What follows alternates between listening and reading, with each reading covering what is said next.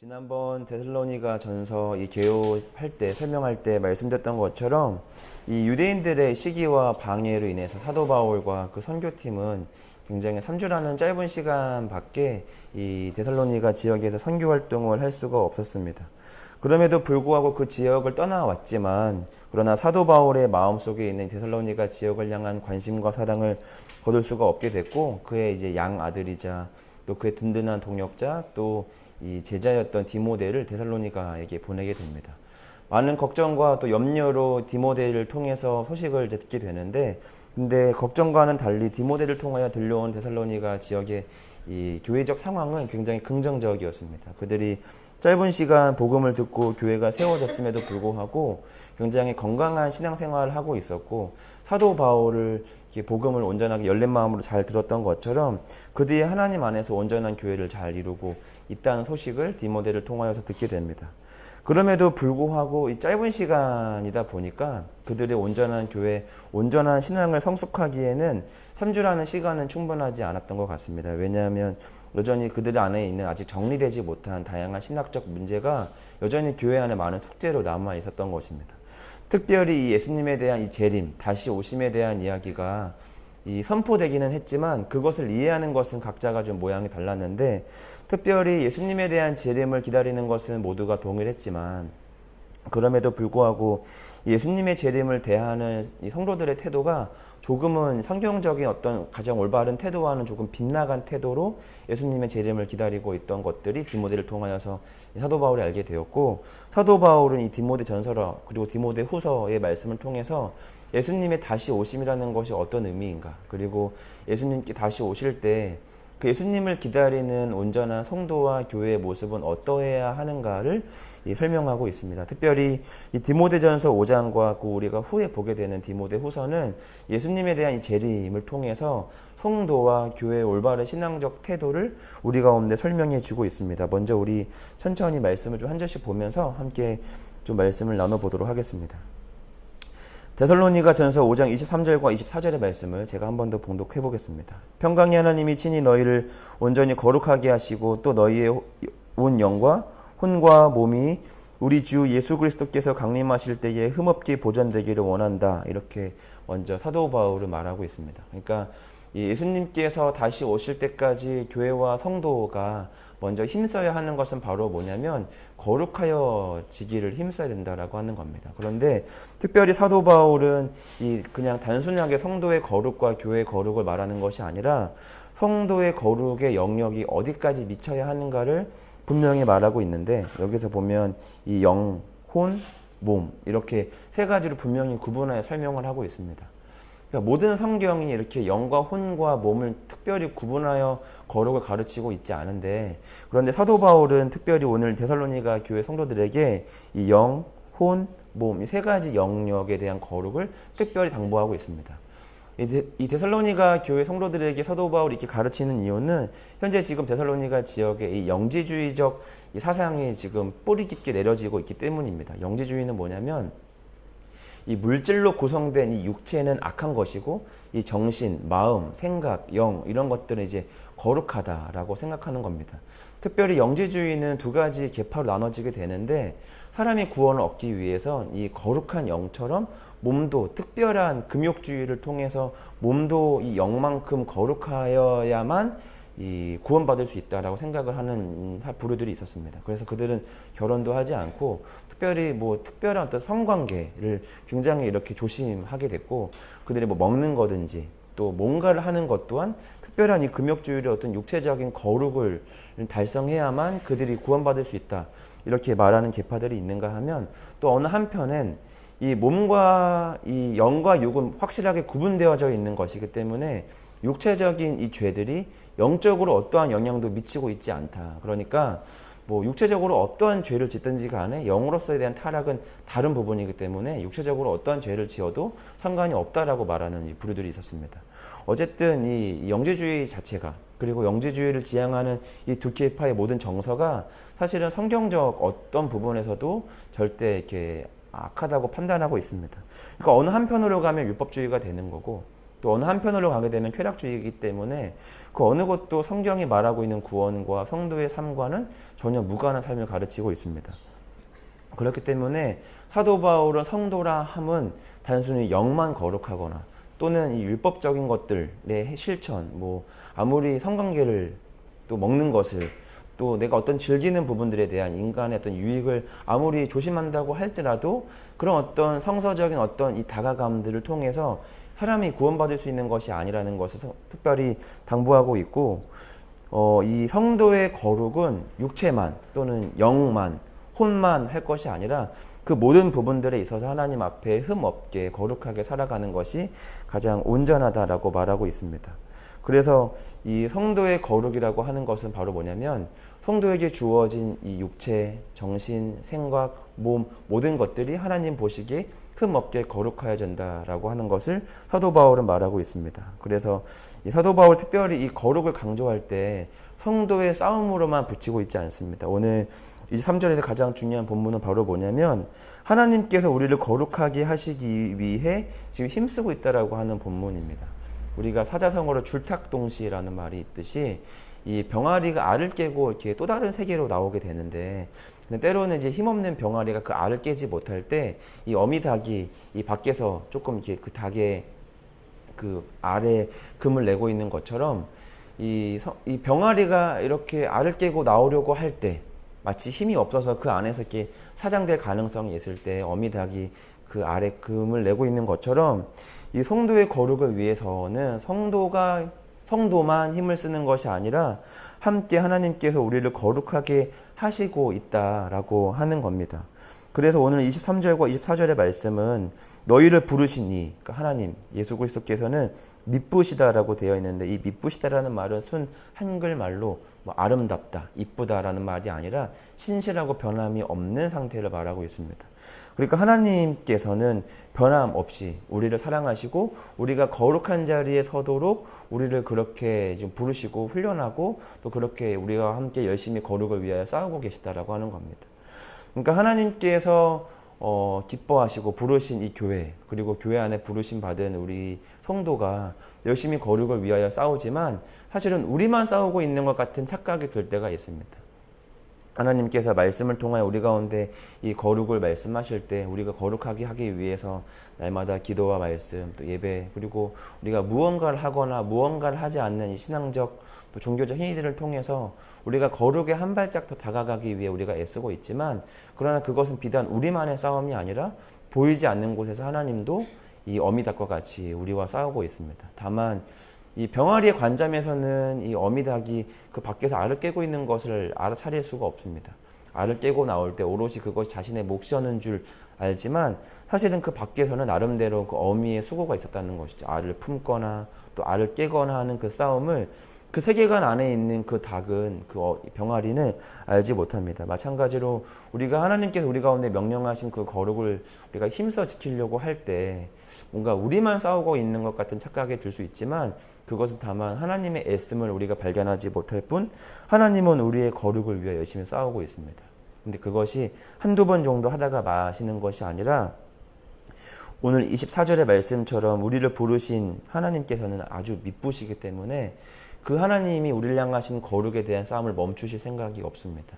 끊임없이 우리가 하나님을 거부하고 우리가 하나님을 떠나도 하나님은 우리를 거룩하게 하시기 위해 많은 사람들을 보내시고 또 어떠한 자리로 부르시고 또 우리가 많은 것들 생각나게 하고 또 그렇게 하심으로 우리를 거룩한 자리로 이끄시도록 끊임없이 싸우고 있다라고 하는 겁니다. 그 누가복음의 그 탕자의 비유처럼 탕자가 아무리 그 아버지를 떠나도 아버지는 여전히 그 탕자를 기다리고 있는 것처럼 여전히 하나님께서는 우리가 그 거룩한 자리에 서게 하기 위해서 하나님은 하나님의 싸움을 하고 계시다라고 하는 겁니다. 그렇기 때문에 이 바울은 데살로니가 교인들에게 분명히 당부하는 것은 바로 뭐냐면 어떤 영지주의적 관점에 따라서 그냥 영, 또 육체의 어떤 거룩을 위해 다툴 것이 아니라 성도라 함은 영, 혼, 육, 이 모든 영역에 있어서 하나님 앞에 거룩하게 하기 위해 힘써야 하고 성도의 그 애씀과 힘씀 그 너머에 하나님께서도 우리의 거룩을 위해 열심히 싸우고 있다. 그렇기 때문에 큰 힘과 위로를 통하여 하나님 앞에 온전한 거룩의 그 자리로 반드시 서라. 그렇게 당부하고 있습니다. 두 번째로 25절과 27절의 말씀을 보면 이 형제들아 우리를 위하여 기도하라. 거룩하게 입맞춤으로 모든 형제에게 문안하라. 내가 주를 힘입어 너에게 명하노니 모든 형제에게 이 편지를 읽어주라. 이렇게 말하고 있습니다. 마지막으로 이 재림에 대한 올바른 태도를 가진 성도들은 결국 그들의 신앙과 믿음이라고 하는 것은 바로 뭐냐면 이 삶의 아주 사소한 것에서부터 묻어 나온다는 것을 사도 바울은 이제 말하고 있습니다. 특별히 오늘 본문뿐만 아니라 우리가 최 목사님을 통하여 함께 말씀을 들었던 이 항상 기뻐해라, 또 쉬지 말고 기도해라, 범사에 감사해라라고 하는 이 말씀이 신앙생활을 하는 이제 현대에 살아가는 우리한테는 어떤 종교적인 한 의례로 우리가 이해되겠지만 이 구약의 말씀이 익숙한 유대인들한테는 너무나도 당연한 이야기입니다. 그러니까 유대인들한테 쉬지 말고 기도하라라는 말씀은 마치 우리한테 뭐냐면 그냥 아침밥 잘 챙겨 먹으세요 이런 말과 같습니다. 아주 기본적인 이야기를 사도 바울이 지금 하고 있는 이유는 뭐냐면 그들이 그 가장 기본적인 것을 알지 못해서가 아니라 이 성도의 믿음과 신앙이라고 하는 것은 가장 삶의 기초적인 순간에서도 그리스도의 향기가 묻어나온다고 하는 겁니다. 우리가 어떤 감정을 쓸 때, 우리가 누군가를 위해서 기도할 때도 올바른 신앙을 가지고 있는 성도의 기도는 단순히 그냥 자신의 어떤 유익과 부를 위해서만 기도하는 것이 아니라 자연스럽게 그 기도가 나로부터 시작하지만 그 기도가 결국에는 내 교회와 형제와 또 예수님을 믿지 않는 또 다른 어떤 이웃들 그리고 타락해져가는 이 시대와 또 세상을 향하여 자연스럽게 흘러갈 수밖에 없다라고 하는 것을 말하고 있습니다. 굳이 예배에 와서야만 티가 나는 신앙이라고 하면 우리의 신앙은 어쩌면 뭔가 잘못되어 있을 수도 있다라는 생각을 하게 됩니다. 이제 며칠 전에 저희 제2의 선생님들이 번갈아 가면서 저희가 점심 식사를 저희가 돌아가면서 구매를 하는데 제 차례가 돼서 이렇게 도시락을 사가지고 이렇게 제2비로 이렇게 돌아오는 중에 신호등에 잠깐 걸려서 이렇게 서 있었는데 그날 굉장히 좀 뭔가 무더웠습니다. 저는 너무 더웠고 그래서 빨리 돌아가서 에어컨 바람을 쐬고 싶은 마음밖에 없었습니다. 그래서 도시락을 들고 이렇게 땀을 흘리고 서 있는데 갑자기 제 머리 위로 이렇게 양산이 이렇게 쓱 와서 뒤를 돌아보니까 처음 뵙는 할머님이 제가 너무 땀을 뻘뻘 흘리고 있으니까 이렇게 양산을 씌워주셨는데 제가 이렇게 복장을 보니까 너무 단아한 하얀 색깔 한복을 입고 계셔서 그냥 우산도 씌워주셨으니까 이렇게 이쁘게 차려입으시고 어디 다녀오시나요? 라고 질문했더니 지금 성당을 다니시는데 미사에 참여했다가 집에 돌아가시는 길이라고 그렇게 말씀하시더라고요. 그래서 같은 하나님이니까 주님의 은총이 이 횡단보도 앞에 임했네요. 이렇게 말했더니 하나님 믿는 사람인가 보네요. 하면서 이렇게 대화를 하다가 그냥 마무리가 됐습니다. 별거는 아니었는데 성도의 신앙이라는 것, 하나님을 믿는 자들의 어떤 믿음과 신앙이라고 하는 것이 단순히 교회 안에서만 드러나는 것이 아니라 이렇게 일상생활을 살아가다 보면 우리가 주님의 믿음의 흔적을 우리가 남길 수 있는 많은 순간들이 있습니다. 물론 대화를 해서야만 성당을 다니시고 또 성당 안에서 하나님을 믿게 되신 분들이라는 것을 잠깐 그 대화를 통해서 알게 되었지만 이 신앙이라고 하는 것은 감출래야 감출 수가 없다는 거죠. 사람이 감출 수 없는 세 가지가 있다 하잖아요. 사랑, 기침, 가난 이렇게 말하는데 그렇게 치면 성도에게 감출 수 없는 것 중에 하나가 바로 뭐냐면 이 그리스도의 신앙과 믿음과 사랑이 아닌가 싶습니다. 하나님을 내가 너무 사랑하는데 근데 도무지 그 하나님의 사랑이 티나지 않는 성도라 하면 사실은 아직은 그 마음의 사랑이 아직은 개화하지 못했다거나 어쩌면 우리가 하나님을 진정으로 사랑하고 있지 않은지 모르겠습니다. 오늘 이 사도 바울은 하나님을 우리가 예수 그리스도의 재림을 기다리는 성도의 올바른 신앙과 믿음은 삶의 모든 일터를 다 버리고 교회에 와서만 그 재림만 기다리는 그 바보 같은 신앙이 아니라 내게 주어진 가장 기초적인 삶에서도 그리스도의 향기와 이 흔적은 남아야 된다라고 하는 겁니다. 현재 이 데살로니가 교인들은 예수 그리스도의 재림을 기다리는 하나의 방법 중에 뭐가 있냐면 그들의 모든 가정과 삶의 모든 일터를 버리고 교회에 모여서 그냥 모이기만 힘쓰며 재림만을 눈꼽아 기다리고만 있습니다. 지금 사도 바울은 그런 데살로니가 교인들의 잘못된 이 신앙을 바로 잡으면서 예수 그리스도의 재림을 기다리는 올바른 믿음을 가지고 있는 신앙인은 교회에서만 성도가 아니라 내게 주어진 삶과 가정에서 또한 반드시 성도여야 한다라고 하는 것을 말하고 있습니다. 그래서 기뻐하는 것, 또 감사하는 영역, 또 삶에 대해서 누군가를 만나거나 또 성령님을 대할 때, 또 기도할 때, 예배할 때, 말씀 볼 때, 유대인들이라면 누구나 기초적으로 당연히 어렸을 때부터 배웠던 가장 기초적인 어떤 태도와 신앙적 율법 안에서 다시금 그 안에서도 예수님을 믿는 흔적이 남아야 한다라는 것을 사도 바울은 말하고 있습니다. 근데 그렇게 하면 저와 여러분들에게도 마찬가지입니다. 교회에 와서야만 티가 나고 이렇게 저처럼 설교를 할 때만 아, 저 사람이 그래도 하나님 믿는 사람이었구나 이게 티가 나면 사실 저는 가짜입니다.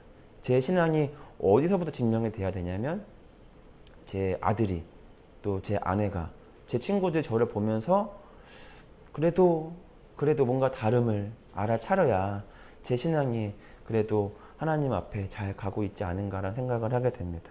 사랑하는 우리 성도 여러분, 우리가 이쯤이야 라고 생각하는 가장 기초적인 삶의 영역들이 있습니다. 밥을 먹을 때, 또 무언가를 마실 때, 또 뭔가 살아갈 때, 무언가를 볼 때, 또 어디를 갈 때 이렇게 있는데 이 평안의 복음의 신이라고 하잖아요. 에베소서 5장에 보면 성령의 충만함 가운데 이 신발, 그러니까 성도의 발걸음, 발자국은 그 어디를 걸어가느냐만 봐도 저 사람이 성도인가 아닌가를 구분한다. 그렇게 성경은 말하고 있습니다. 우리는 어디를 걸어가며, 무엇을 보며 기뻐하며, 무엇을 보며 즐거워하며, 어떤 순간에 가장 감사하고 있는가. 우리의 기쁨의 영역, 또 감사의 영역, 또 기도의 어떤 방향을 통해서 우리가 다시 한번 하나님 앞에 올바른 신앙을 가지고 있는가? 오늘 말씀을 통하여 우리 믿음과 신앙을 다시 한번 점검해 보시기를 바랍니다.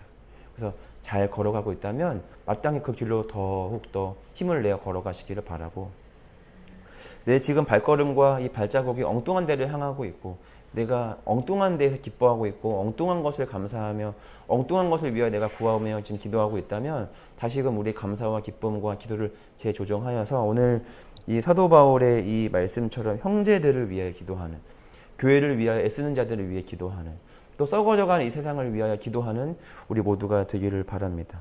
데살로니가 성도들의 실수는 단 한 가지입니다. 종교와 삶을, 신앙과 삶을 구분하였던 것이 그들이 했던 치명적인 실수입니다. 그럴 것이 아니라 신앙과 일상은 하나가 되어야 하고 신앙이 우리 삶의 가장 기초적인 삶의 모든 부분마다 아름답게 그 흔적이 새겨져야 합니다. 그리스도인의 향기, 그리스도인의 편지가 되는 오늘 저와 여러분의 삶이 되기를 간절히 소망합니다.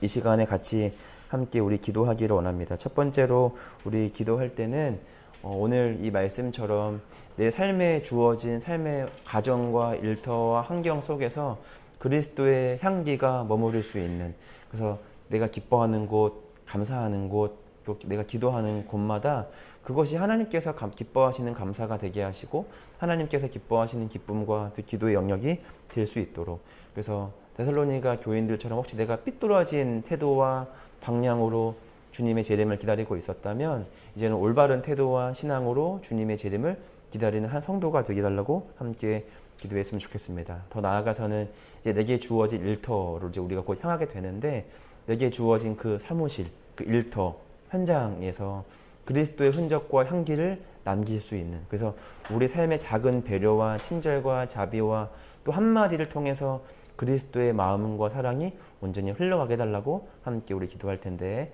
제가 잠깐 기도하고 함께 기도하며 나아가겠습니다. 하나님, 말씀을 통하여 우리가 어떤 길로 나아가고 있는가 다시 한번 우리의 신앙과 삶을 조명하게 하시니 주님 감사합니다. 말씀을 통하여 교훈되기를 원합니다. 말씀을 통하여 책망되기를 원하고 다시금 말씀을 통하여 우리 가운데 비뚤어진 우리의 삶의 각도를 다시금 재조정하기를 원합니다. 성령이 우리 가운데 오셔서 우리가 할 수 있는 가장 올바른 태도로 우리가 친절과 자비와 사랑을 베풀 수 있는 한 성도 되게 하여 주시옵소서. 이제 주께서 부르시는 삶의 현장으로 이제 우리가 나아갑니다. 성령께서 우리 가운데 입술을 주관하여 주시고 우리 생각과 마음을 주관하셔서 그리스도의 향기와 그리스도의 흔적을 새길 수 있는 오늘 하루가 되게 하여 주시옵소서. 이 모든 말씀 살아계신 예수님의 이름으로 기도합니다.